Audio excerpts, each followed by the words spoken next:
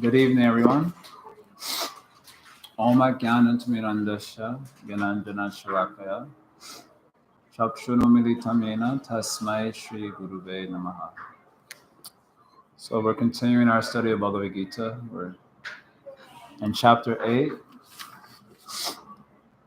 verse 16 through 22. That's the passage that we're taking. So in the last passage, Krishna spoke about devotional practice called Bhakti Yoga, supported by yoga practice, Ashtanga yoga practice. This is called as Yoga Mishra Bhakti. And he juxtaposed the practice of pure bhakti next to this Yoga Mishra Bhakti. So pure bhakti means where bhakti yogin only does bhakti yoga. He does not take support from Ashtanga yoga, from karma yoga, from jnana yoga. He does only bhakti yoga. And Krishna, when speaking of that person, Ananya Chaita Satatam, Nanya Ghamina Nitashaha, Tasya Sulabha, Tasyaham Sulabha Partha, Nitayuktasu Yogina. So he says this devotee of mine is Ananya Chaita Satatam. That Ananya Chaita, he knows no other person than Krishna. He knows no other path than Krishna path, and he knows no other goal than Krishna goal. So this Ananya Chaita, Chaita means like heart. Hare Krishna, you like me only. Chaita means like heart or consciousness. Ananya, no other. Ananya, Anya means other. Ananya, so no other.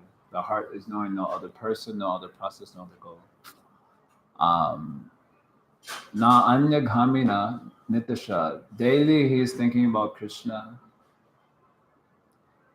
Satatam, at all times, in all places, without consideration of purity, impurity, and so on. So Krishna says, Tasyaham Sulabha, for this person, I am very easy to obtain. So Ashtanga yoga practice has some difficulties in it. But by this bhakti yoga, Krishna is saying, if you can do like this, it's very easy to obtain. Of course, to think only of Krishna, that itself is hard. So no other thought, but this is what Krishna is saying. And then Krishna says of this pure bhakta that he attains the supreme goal of life. And that was 8:15, very famous verse. Mamu Petru Punar Janma Dukhalayama Shashratam. Such a person obtains me, and he does not again obtain the world where there is temporariness, and which is Dukhalayam, which is a house of suffering. Rather, this great soul attains to supreme perfection. So he gets to be with Krishna and his pastimes. This is what we discussed last time. So, question is coming that, okay, for persons who are very pious and they go up to these higher celestial realms, because in the presentation of the Vedic literatures, there's basically the universe is divided into 3 sectors. They call it the 3 planetary systems. So you have the planetary systems above the earth. They're like celestial or heavenly regions. Then you have the earth planet, which is like situated in the middle. And then you have so many planets that go down. Subterranean planetary systems. That sounds better than hell. But basically it's the same thing. So depending on if you do pious activity, then you can go up towards some celestial planets. And the further you go up, the more wonderful it is. So the topmost planet is called as Brahmaloka, and there things are very nice. And of course, if you go down due to sinful activities, and things there are progressively not so nice. And there are very detailed descriptions of those not so nice arenas as well. So a question is coming that, well, the person's the idea here is that all persons in this world, aside from devotees, take rebirth. So usually in the normal consciousness of persons in Vedic cultures, even in the world today, by being a very good person, then you attain very good results. And by being a very bad person, then you attain a bad result, which is ordinarily true. If you are a good, virtuous person, then you can go up. A good, virtuous person means a person who follows Dharma, who follows Vedic literatures. I think by the standard of Shastra, basically no one is a good person today. But we speak like that. If you're not so bad, we call you a good person. But according to Vedic Dharma, basically there aren't really that many good people left because they don't follow Dharma, they don't follow Shastra. But general idea, this is the general psychology of even modern men. If you're a good person, you go up. If you're a bad person, you go down. And this is generally true. But whether you go up or you go down, you're still in the material world. And you still have to suffer the pains of being in material existence. You still have to suffer. It was like one time, Srila Prabhupada he would ask this question sometimes. What is the difference between wet stool and dry stool? To a human. We have to qualify it. What is the difference between wet stool and dry stool? To a human, do you make distinction between the two? Do you make distinction between wet stool and dry stool? Do you make distinction? You make distinction. You must be doctor. There are doctors that study stool. You know that they have some technical name also. You know the name for the doctors who study the stool? I forget. It's like a very long technical name. Endocrinology, is that it? I don't know. There's some long technical name. Of course, if you say, I'm a doctor, I'll say, oh, what do you study? I'm an endo. You give a fancy word. Oh, what does that mean?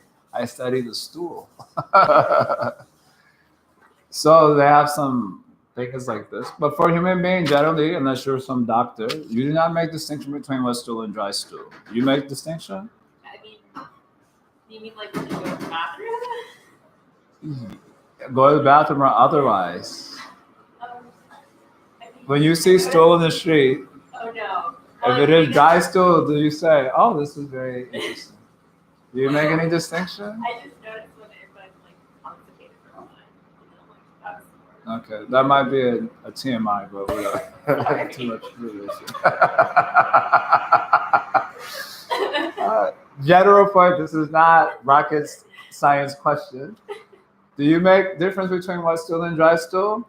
Only if you're a hog, you'll make such a distinction. Are you a hog? You're a hog? You're a hog? So unless you are a hog, you do not make distinction between wet stool and dry stool. Only a hog. Hog means pig. You know, it's called hog. I mean, but you see and you see the difference.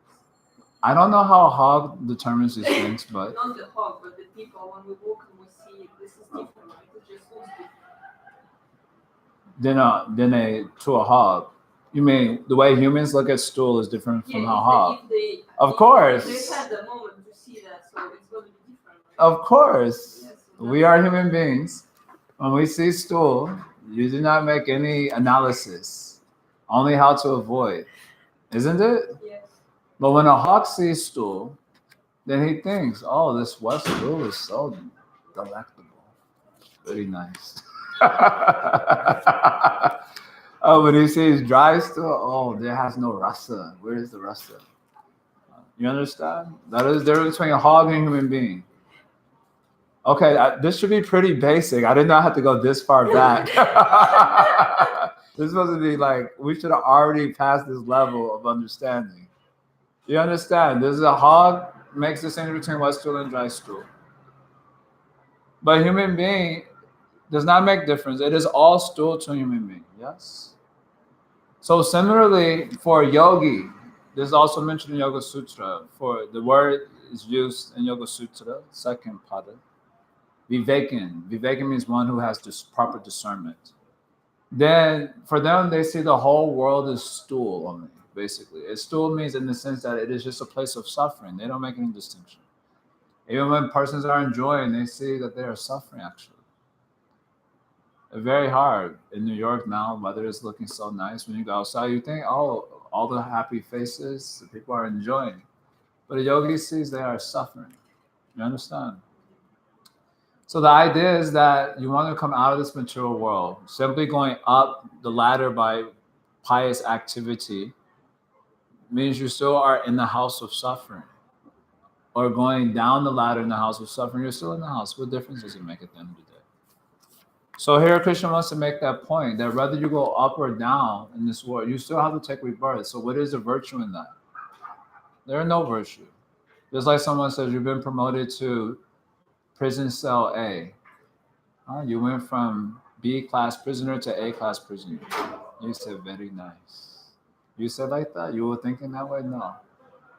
So what is the virtue in taking? So this is the point in the next section.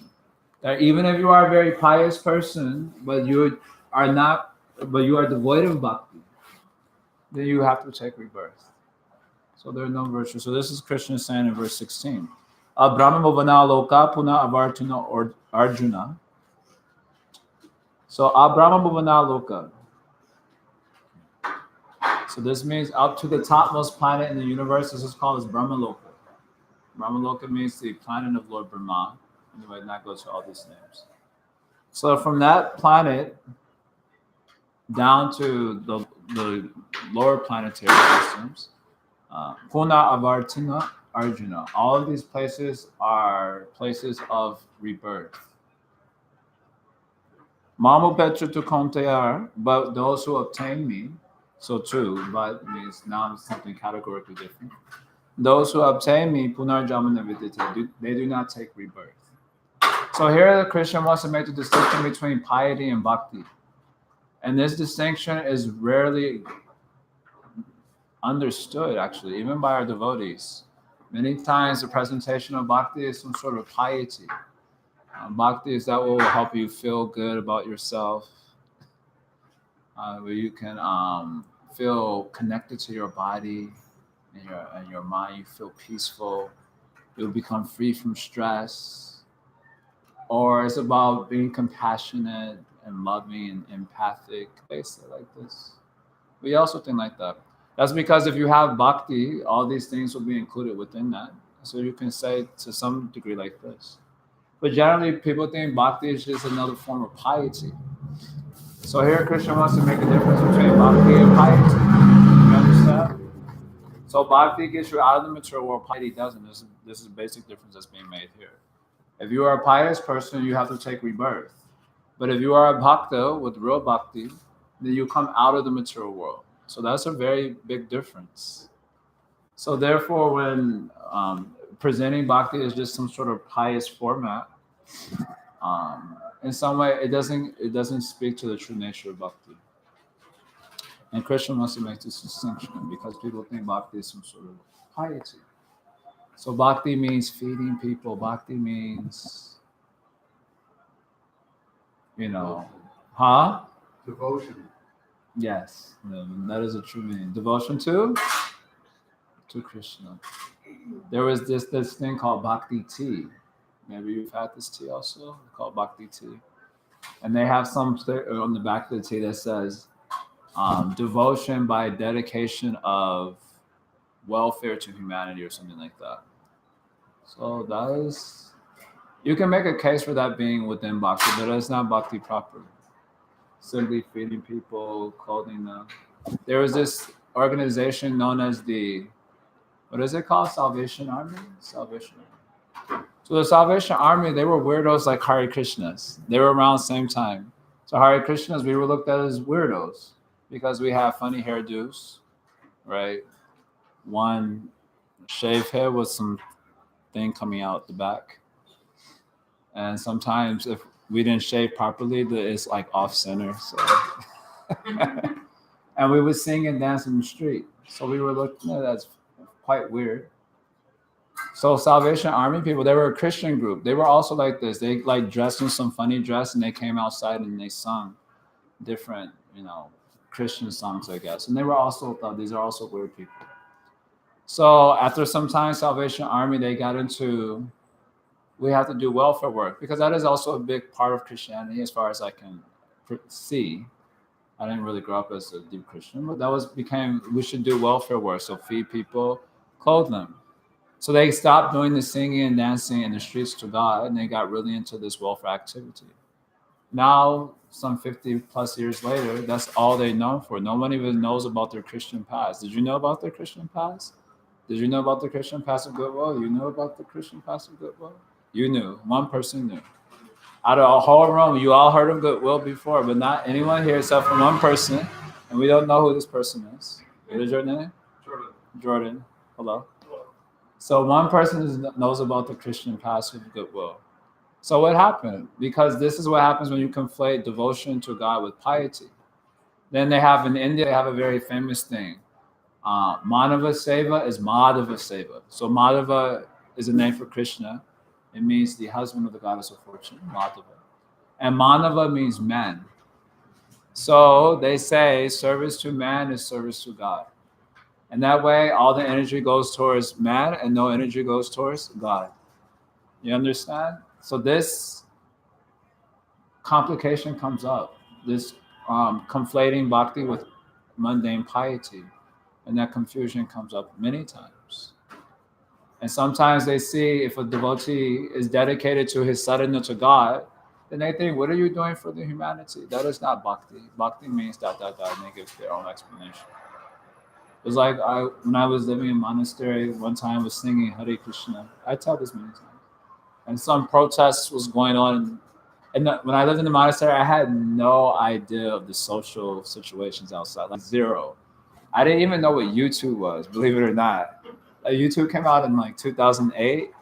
I didn't know what YouTube was until 2012 or 2013. It was the first time, that's how kind of, I lived like an actual monk for some time. So I remember going outside when we were doing some kirtan and some protest was happening at the university. So one kid came out and said, what are you doing to help the cause for some protests? I said, I'm chanting Hare Krishna. He looked at me with the greatest disgust. It was disgusting. What do you mean you're chanting Hare Krishna? What are you doing to help humanity? So we sing about God. That is our contribution to the world situation. Because at the root of all these problems, there's a impurity in consciousness. So someone has to also do that particular work. Just like you don't expect the food place to give gas.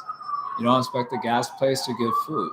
Well, junk food, but you don't expect them to give real food.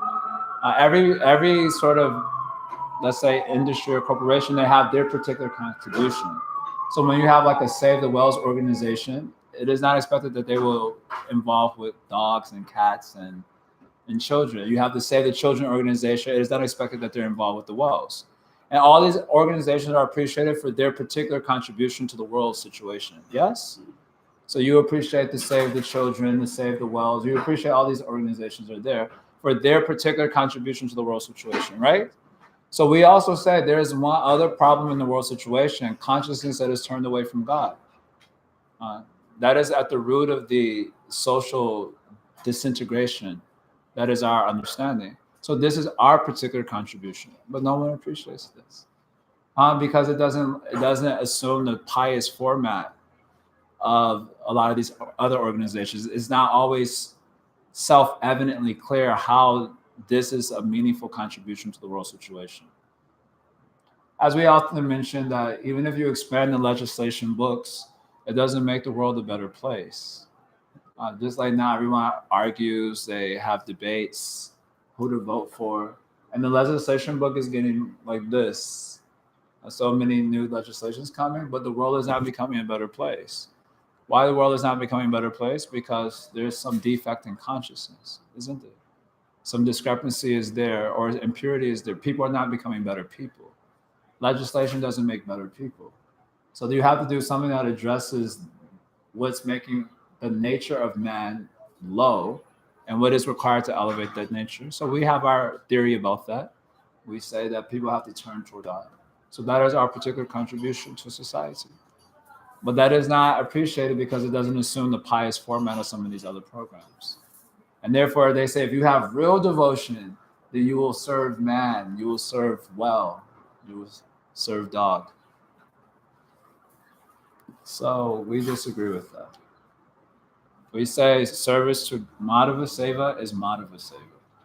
Service to God is service to God. Not that service to man is service to God. Now, service to God may include within it service to man. And that can include feeding people, just like we do Thursday night kirtan, we do Tuesday night kirtan. We're feeding regularly in this Bhakti Center. We're feeding hundreds of people on a weekly basis. Who can say they can have that to their credit? So we are doing that also. It includes other services, providing yoga and meditation to help people with their body and mind. So we provide Bhagavad Gita classes to help with spiritual knowledge and understanding. So we are also doing Manava Seva, service to men, but it is squarely centered on pleasing Krishna. That is the difference. And if all of this were to go away, our service of Krishna doesn't go away. You understand? So there's a difference between bhakti and piety. That's something that's not explored profoundly in the Bhagavad Gita. It's explored a lot in the Srimad Bhagavatam, the follow-up text to this. But this is a distinction that is often overlooked. So Krishna wants to make it really clear. A pious person takes rebirth, and those who have bhakti for me, they don't take rebirth. So this is the main difference that Krishna is speaking of here. And he continues just for a few verses. This is verse 17, same section. Sarhashtra yuga paryantam aharya brahmano vidu. Ratrim yuga sahasrantam teho ratra vidojana. So by human calculation, 1,000 ages taken together form the duration of Brahma's one day. So Brahmaloka again is the highest planet in the universe in Vedic concept. So his one day is a long, expansive period of time. His one day is calculated to be 4,820. No, yeah, is it 4,820,000,000 years? Like a long time, like a really long time. And his day is also the same length. So that is a very long time. And people who live in those places, they don't experience the same sort of afflictions that earthly or terrestrial entities experience. So there's a sense of deathlessness there. Like when you're living that long, you probably feel like you're not going to die.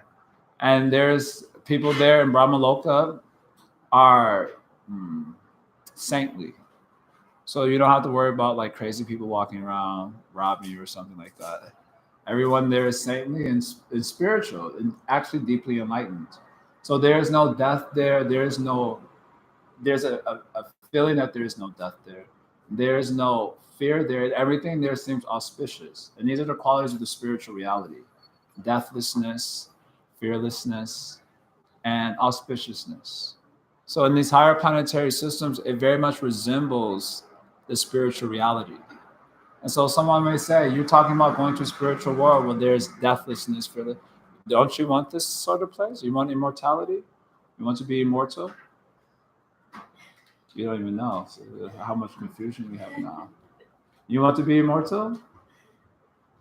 Yes. No. You want to be immortal? Yes. Let me ask the same question another way. You want to die? I'm fine with dying. I want to die in suffer. That's the same thing.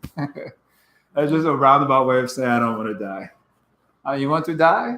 Everyone will die. I will die too. Yes, we already understand that fact. The question is, do you want to die? I want to die and never take rebirth. He gives philosophical answer. You want to die? No. So you want to be immortal. That is the meaning there. You want immortality, isn't it? In the heart of heart, you want to die? I'm curious about what comes after. This is a very simple, straightforward question. Jordan, you said your name is? Yes. You want to die? Yeah. Eventually. You don't want to die now. That means you don't want to die. I want my physical body to die, but my spirit. No, the soul is immortal, actually. The soul is already immortal. There's no question of dying. So you want to exist in that state without fear, isn't it? So you want Amrita. The word is Amrita, means immortality. And along with immortality is fearlessness. You want to be fearless? You have fears, yes? Many. Yeah. You also have fears? You have fears? I have many fears. You also have fears? Yes, many fears. You have fears, Jordan? I don't think so. Jordan is fearless. Yeah. He doesn't care. He wants to die now, so and he is fearless also. Jordan is a very enlightened person. We should get his blessings after the class. So Jordan has no. Okay, one person is here, but the rest of us, we are full of fears. There's so many fears here in life. Fear of death is just a normal one, but there are other fears also. Being rejected, not being accepted, not rising to the status quo, going hungry, disappointing those we love. I mean, there are a whole spectrum of things. Actually, practically everything in this world is inspired by fear mostly. Ahara nidra bhaya maitunamcha. Eating, sleeping, mating, and fearing. These are the four propensities common to animals and humans. So fearing is a big thing. So you want a place where there's immortality, where there's fearlessness, and where there's auspiciousness. Everything is wonderful and auspicious. So that is spiritual world.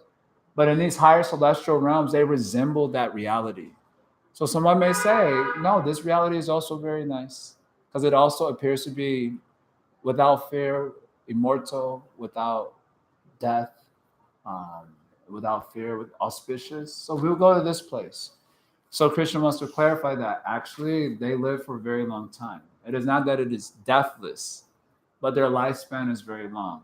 So Brahma, his day, 4 million, or how is 4 billion? Is it 4 billion or 4 million? 4 billion. 4,820,000,000 years. That is his day. And his night is the same time. And he lives for 100 years. So that's a really long time.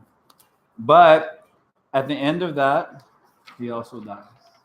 So this is a point Krishna wants to make. Even that place, which almost appears to be immortal without fear and auspicious, even in that place, they are also experiencing death. So at the end of the day, it is also an inauspicious place. Because any place where there is death is, in the end of the day, inauspicious. Huh?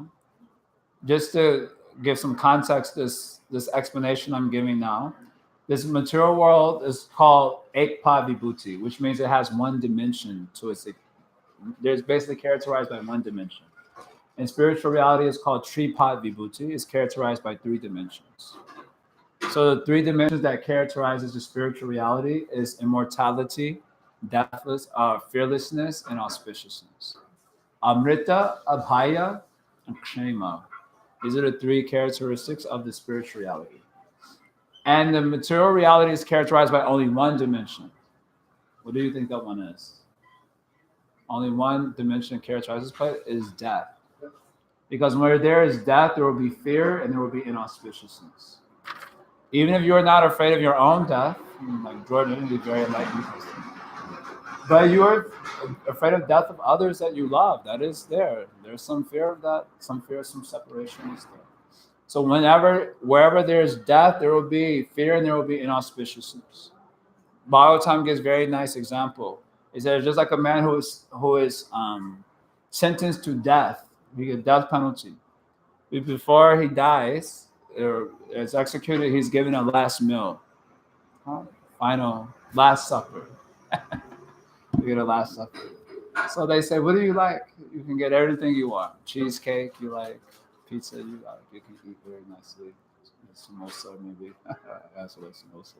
So they give you whatever it is that you like. You eat it. But how you can enjoy every bite is closer to death. Yeah? Because as soon as you finish that final bite, they're like, all right, come into the chair now. We will execute you. Can you be happy? Or suppose some axe is swinging over your head. Like we eat here on the floor, usually. In India, you go. So you eat, you have to bend over like this. So suppose you're eating and one guillotine is just swinging above on a thin thread. You can be peaceful. You'll be a peaceful person. You're just like, wow, this is fantastic. You'll be peaceful. You'll be in anxiety, isn't it? You cannot eat whatsoever. Because any moment the thread will drop, the head is coming off. So how can there be peace in a world where death can come down at any moment? Bhagavatam is posing a question like this. How you will be happy? There's only one way to do it. You have to distract yourself from the reality of the situation. So welcome to modern civilization, where there's plenty of movies and social media and work and politics and useless fighting going on, just gossiping. There are plenty of things to distract us from the reality of the situation that is very inauspicious. So in these higher realms, it seems like those realms are auspicious, but at the end of the day, they are also inauspicious. Why? Because they're in the Ekpa Vibhuti dimension. Their death is also there. You understand? So Krishna expands on this. Avyakta vyakta sarva, avyakta vyaktaya sarva, prabhavanti ahara agame. At the beginning of Brahma's day, sarva prabhavanti, there is a manifestation of all living entities from the unmanifest state to the manifest state. So when Brahma's day is very long, so before Lord Brahma is the first living entity in the universe, I'm not going to have time to discuss all the details like who is Lord Brahma and all that for all the newbies here, but you have to just take my word as it is for now, and then you can ask a question later. So Brahma is the first living entity, and he manifests. He's basically the architect of the universe. So the world that we see today, and the way the bodies are assembled and so on, that is a work of Lord Brahma. So before our bodies were assembled, they existed in an unmanifested state. And then Brahma, by his powers, brought these bodies together and allows us to play out our karmas. You understand? So we exist in an unmanifest state. Then Lord Brahma, in one sense, it can be called the creator God. He causes the bodies to become manifest, and then we get those bodies, souls get those bodies, and we play out our karmas in those bodies. So we come from the unmanifest. During Brahma's day, he manifests us again. You understand? Then at Brahma's night, Ratri Agame Praliyante, at Brahma's night, we go from manifest to unmanifest. So Lord Brahma, he also sleeps. I guess he sleeps for 4,820,000,000 years. There's E equals MC squared. Is this the thing? This relativity of time. Time is experienced differently on different planets. Even on this planet, the way different species experience time is very different. So as you go up to the higher celestial realms, time is experienced very different. So a long period of time for us is a very short period there. So just to try to give you some sense of that, him sleeping for 4,820,000,000 years is not a very long time for him. That's normal. So from his daytime, he manifests bodies. And during his nighttime, when he sleeps, there's a destruction that happens, a partial destruction that happens, and living entities go back into an unmanifest state. And then at the coming of his next day, again, the living entities are come out. And when he goes back to sleep, then again, they're manifest. You understand? So this process is going on repeatedly. So the next verse, Krishna makes this clear. Bhuta grama se evayam bhutva bhutva paliyate. So in this way, Krishna is saying the living entities are continually coming in and out of existence. Ratri agame avasha. This is happening. They're helpless. I always give this sort of image. Avasha means helpless. So helplessly, the living entities are moved by this process. There's an unfolding of the universe, and then an unfolding of the universe. And this is what's happening to the living entities in that process. I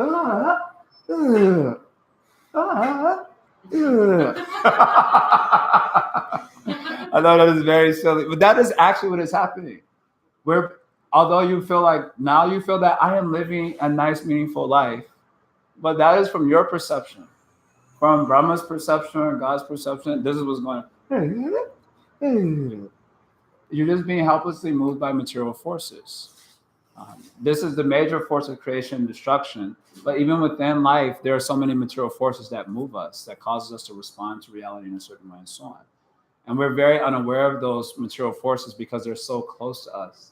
Just like your eyelid is so close to you that you never think about it. So there's so many material forces that are so much close to us that we're not even aware of their prominence in influencing our existence. And so we feel that I am very free thinker, I'm independent, I'm just gonna do me, I'm gonna be me. That's all illusion. What's actually happening, and while this process is going on, I'm gonna be me. I'm my own person. But all of this is actually just illusion. We're just helplessly being moved by material forces in and out. Unless you get enlightenment, unless you get actual spiritual knowledge and enlightenment, then you're just moved helplessly by these material forces. This is the point here. You understand?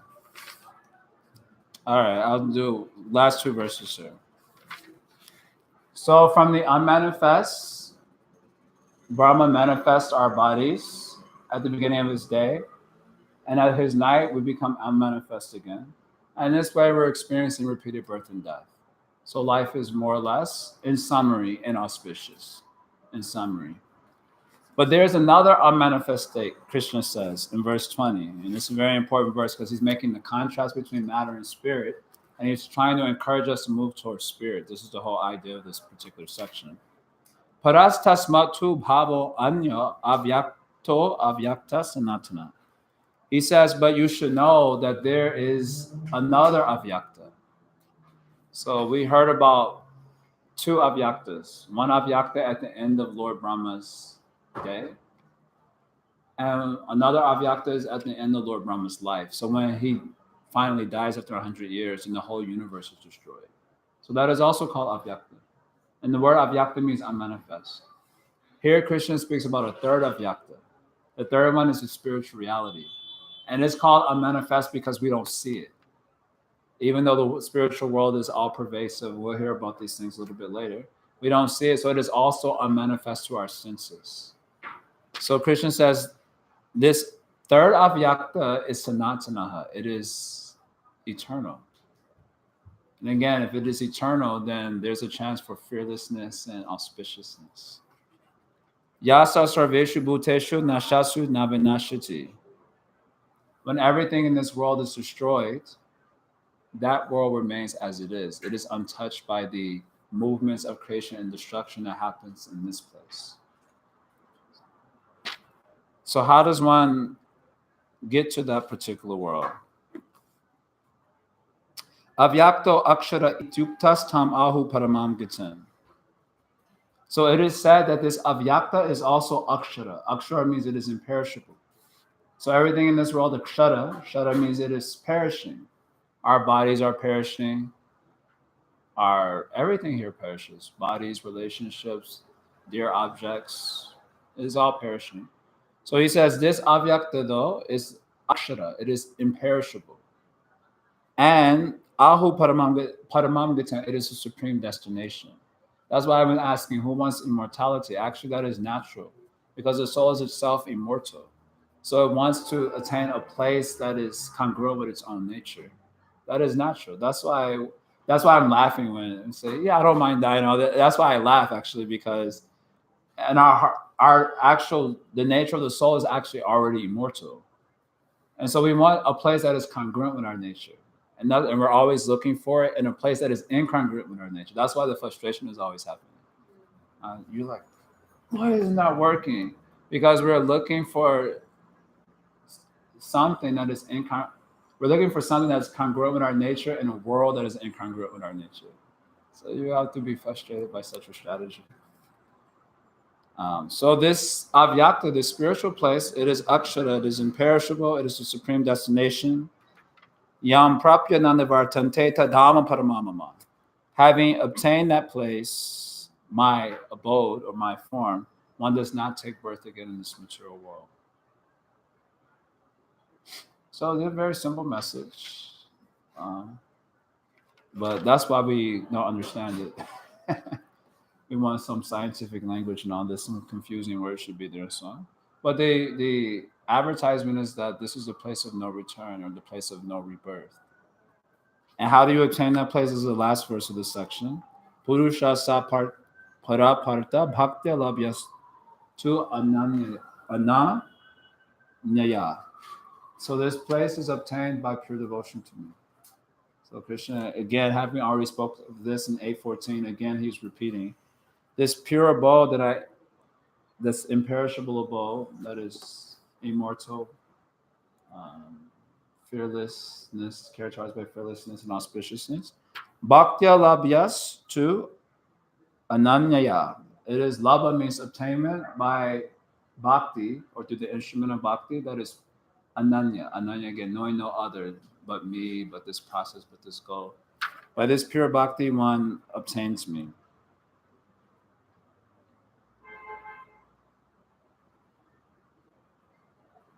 Yes.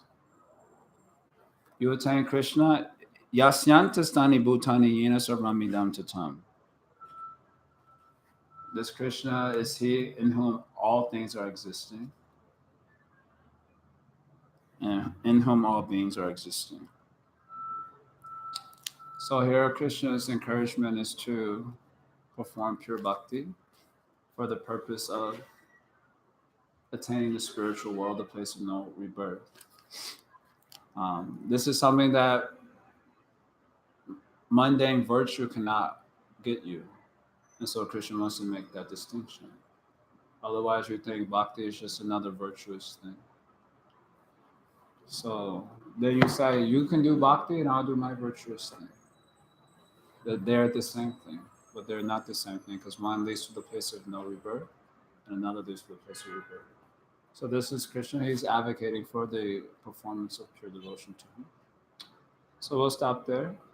We'll take any. Normally, I'd leave some time for working on questionnaire, but I have to explain a little different things. Newcomers. What is your name? Kalyan. Yeah. That means auspiciousness, doesn't it? It means prosperity. Prosperity. Yes. Nahi kalyanakrit kashte durgatam tatagachati. Krishna says in Bhagavad Gita, chapter 6. Arjuna says, what if someone starts this yoga process, but he is not successful? He left material to become spiritual, and then he also didn't really get spiritual. So is he not like a riven cloud that he leaves a smaller cloud to go to the bigger cloud, but he just never quite catches the bigger cloud, and then he just perishes in the middle of the sky? So he's concerned about this, and Krishna says, Nahi kalyana krit kashte durgatam tatagachati. Krishna says, one who does the kalyana krit. Krit means like activity. And kalyana means he does the good work, the auspicious work of yoga, that he will never be overcome by the struggle or defeat. Okay, any question? Otherwise, we always take 2 reflections just to see if anyone heard anything. And you can't reflect on the jokes. You have to reflect on something substantial. Yes. I've often wondered, because the day and night of Brahma are so long, is there any way of establishing where we, in terms of time, where we are at on April 22nd for that is, where we're at in time today within the this life cycle? You know, are we at the beginning, the end, the middle? We're in the 51st year. 51st? Yes. The only way to establish any of these things is by Shastra. So, tasma shastram pramanam karya akarya vyavastito. So there are different things you can take as your authority. Pratyaksha means you take your senses as your authority. What I can see, I believe. But senses cannot tell you things that happen in the past and things that happen in the future. They're limited necessarily to the moment of right now. So then we also have other sources that we take as authority, right? Scholars, for example, scientists, they tell us so many things that happened in the past, and we believe them. We accept them as authorities, and we come to know because we accept their authority on it, isn't it? So hearing from some authority in some particular field of knowledge is also considered as an evidence. isn't it? Practically speaking. Nowadays, you just Google something and you just read one or two sentences off Wikipedia. You don't even know who wrote the article, and then you go and pretend to be a master of the subject matter. You argue with your friends, isn't it? So this is practically taken as authority. So for these sort of subject matters of things that are beyond sensual perception, like the existence of a Brahma, his long lifespan, 14 planetary systems, the only way you can understand it is by accepting the authority of the Shastra. If you accept the authority, then it is known directly. And if you don't accept, then okay, it doesn't exist. Yes. Would you say is rebirth a form of punishment? Yes. We don't exactly say, well, we could say it's a form of punishment. It depends on what perspective you're looking at. But basically, it is not desirable. Again, as we mentioned, wherever there's death, there's inauspiciousness. Just like I grew up in Chicago, and Chicago's got a lot of inauspiciousness, especially that south side of Chicago. It's not no joke. I grew up in Evanston, which is not exactly the hood, but all my family grew up in the hood. And when you went into the hood, you could immediately feel the inauspiciousness of the space. Why? Because some of you were getting killed on the regular, and especially south side of Chicago. Most of my family was west side, but even west side is also very bad. So as soon as you walk into the place, you immediately get nervous. Sometimes I would go with my brother to go play basketball in one of these hood courts. And in the hood court, there were no rules to the game. So, they could just like chop your hand and you like foul. There are no fouls. They like run with the ball way out of you like out. There are no out of bounds. And many times if you were scared to start winning the game because they might just beat you up. So as soon as there's death, there's inauspiciousness. So rebirth is not desirable for this reason. And it's a form of bondage. So in that sense, it is a punishment. And what is a punishment? That we have not used as human life to understand spiritual subject matter. There's nirdeham adyam sulabam durlabam plavam sukalpam gurukarnadharam.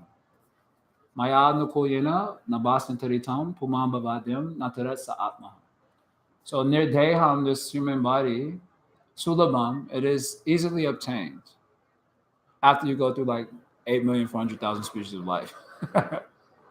But eventually you obtain it, and you attain it without endeavor. So it is sulabam, it is easily obtained. Sudurlabam, but rarely obtained. If you look at how many humans there are to other species, then humans are very small in number. So that means for a soul to get a human body is very rare. So the sulabam, you get it somehow or other, but it's sudurlabam. It is very hard to get a human body. Mostly you're getting cockroach body, horrible body, little fly body. Now we have some little fly situation in the Bhakti Center. So and there are many flies, so many bodies like that, squirrel body, dog body, so many bodies are there. So to get a human body is very rare. So if you get a human body, plavam sukalpam, this body is a boat. Plavam means a boat. Now the boat is meant to cross over the ocean of rebirth. That is what this human form is meant for, at least according to Vedanta, for crossing over the ocean of repeated birth and death.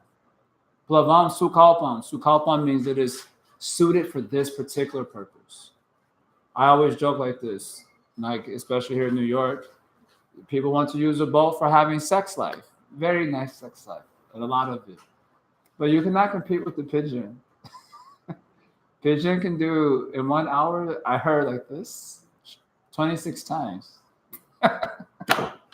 Even if you wanted to imitate, you could not imitate, huh?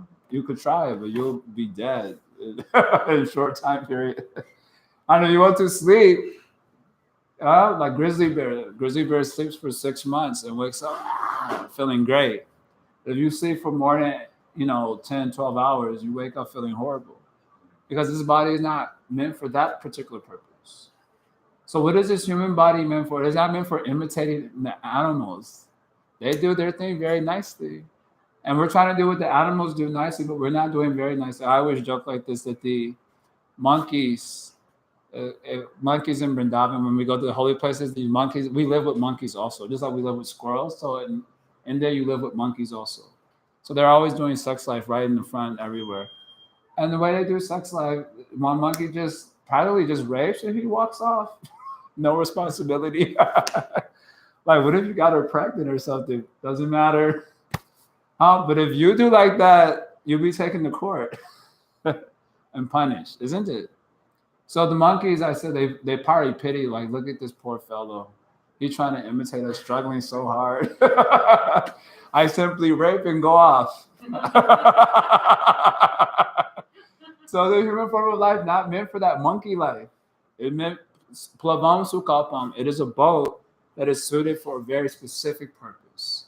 And that purpose is to cross over the ocean of birth and death.